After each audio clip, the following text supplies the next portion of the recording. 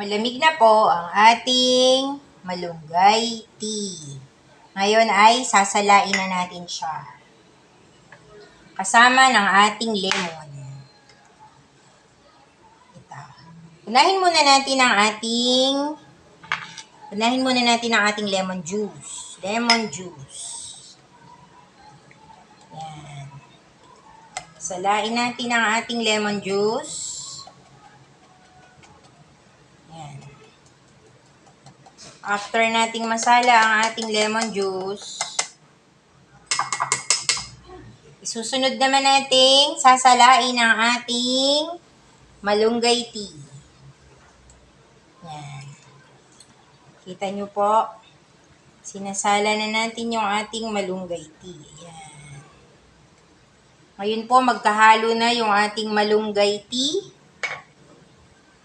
at saka yung ating lemon.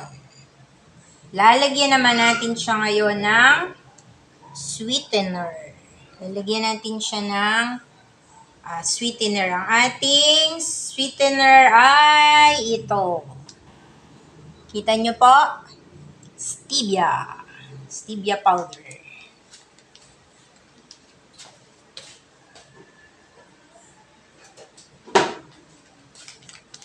Yan, lalagyan natin siya ng sweetener. Natural sweetener po ang ating gagamitin ngayon. Gamit tayo ng all natural. Yan. All natural.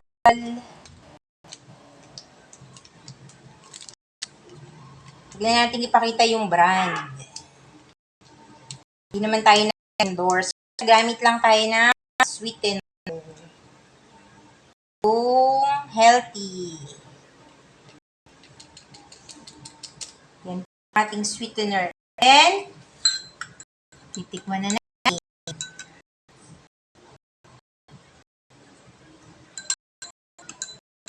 Lagyan pa natin ng isa. Kasi, medyo mataba siya.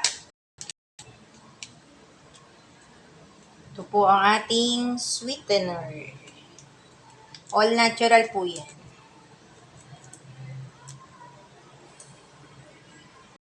Yan ang ating sweetener.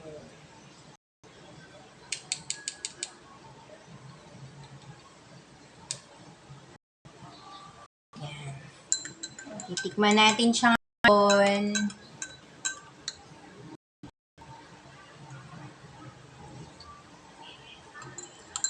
Masarap. Yan. Depende po sa inyo kung inumin habang mainit-init pa. O kung gusto naman ito ay lalagyan natin ng ilo. So, ito po tayo ng ating malunggay hot tea. Ito po ang ating malunggay hot tea. Inom na po tayo. Try natin. Masarap po.